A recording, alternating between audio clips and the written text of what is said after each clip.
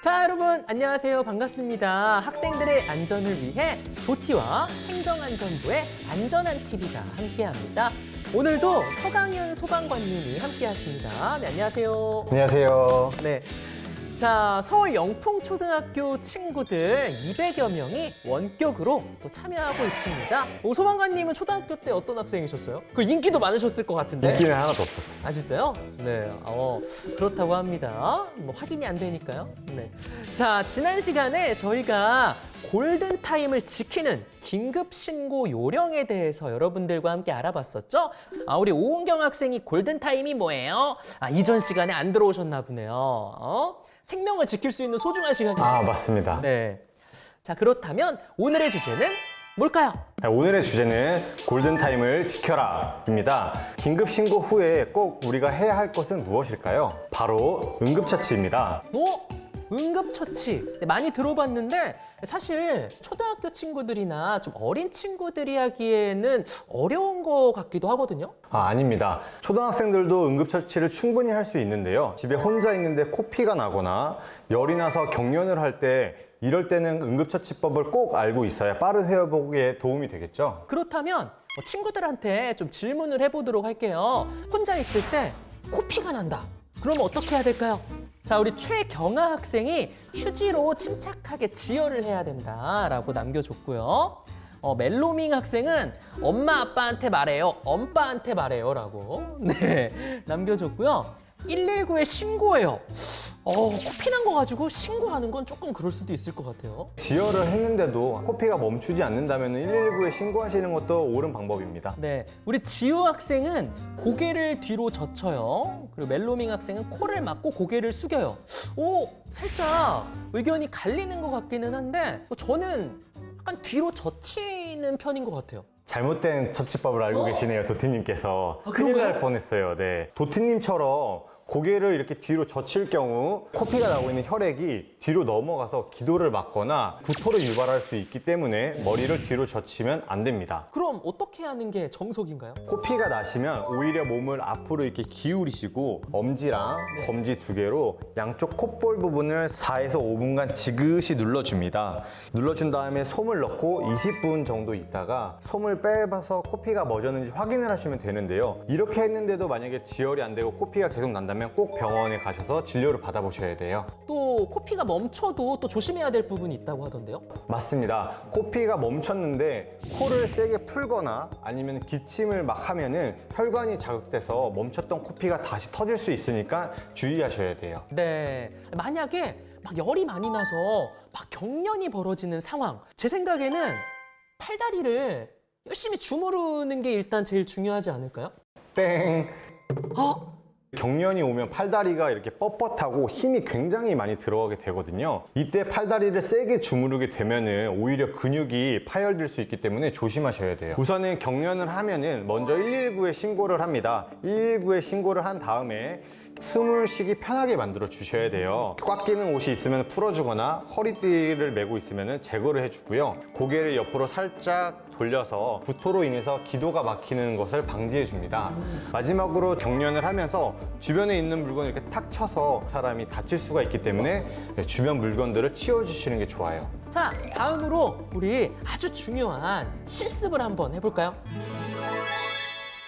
네, 우리 친구들이 응급처치에 대해서 질문을 많이 해주고 있는데요. 네, 우리 또 서강윤 반장님께서 하루에 2명을 가슴 압박술로 소생시키신 또 그런 경험이 있으시다고 합니다. 저도 하루에 2명의 가슴 압박술로 소생을 시킨 적이 있는데 가슴 압박술은 누구나 배우면 할 수 있습니다. 실제로 작년에는 초등학생 한 분이 소방관과 영상통화를 하면서 40대 아버지를 살린 경험이 있거든요. 오, 진짜 대단한 학생이네요. 사실 이 가슴 압박술은 어른들만 하는 거라고 생각을 하는 친구들도 있을 텐데 아닙니다. 여러분들도 충분히 하실 수 있어요. 맞죠? 맞습니다. 우리나라 심정지 사망자가 교통사고 사망자의 5배에 달하는데요. 5분 내 가슴 압박술을 행하면 생존율이 무려 2배에서 3배까지 증가할 수 있어요. 그러니까 생명을 지키는데 꼭 필요하죠. 그렇다면 가슴 압박술은 구체적으로 어떻게 하는 걸까요? 네. 먼저 이렇게 쓰러져 있는 환자를 목격을 하면은 네. 바로 눕힌 후에 어깨를 두드려서 반응을 확인을 해야 돼요. 환자분 괜찮으세요? 이렇게 어깨를 두드려서 네. 반응을 확인을 해줍니다.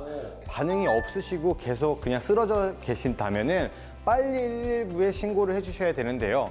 주변 사람을 딱 지목을 해서 네. 신고를 해주셔야 됩니다. 저기 모자 쓴 분 119에 신고해 주세요. 그리고 도티님께서는 자동 심장 충격기를 가져다 주세요. 라고 요청을 해야 됩니다. 네. 지금 보여주신 장면이 정확하게 누군가를 지칭하면서 뭐 신고해 주세요, 자동 심장 충격기 가져다 주세요 이렇게 말해야 된다는 거 여러분 꼭 기억해 주세요. 그냥 가져다 주세요 그러면은 나한테 말씀하시는 건가? 내가 안 해도 되겠지 이렇게 생각할 수도 있을 네, 것 같아요. 맞습니다. 이렇게 지칭을 하지 않으면은 괜히 피하게 되고 내가 괜히 이런 걸 해도 될까라고 생각하시는 분들이 많으셔서 꼭 지칭을 해주시고 도움을 요청하는 것이 좋습니다. 네. 자, 그 다음에는 어떻게 해야 될까요?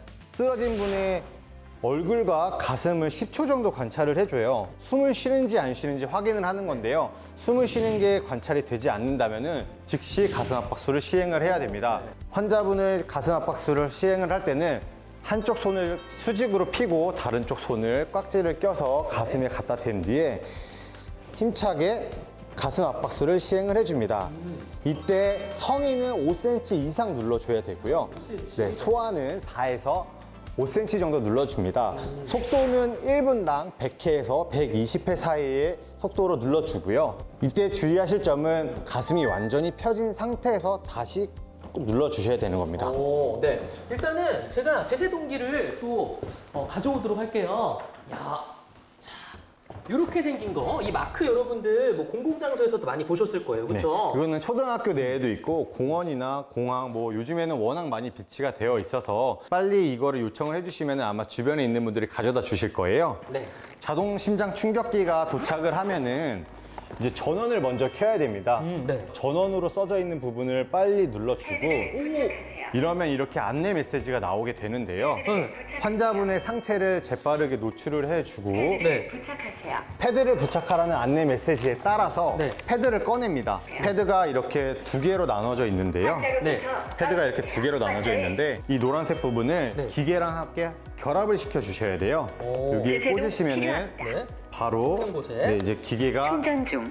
이렇게 꽂으신 상태에서 네. 두 개 중에 패드에서 하나는 우측 쇄골 아래쪽에 붙여주시고요. 네. 또 하나는 좌측에 겨드랑이 정중앙 쪽에 붙여주시면 돼요. 오. 네, 이렇게 패드를 붙여주면은 메시지가 나오게 돼요.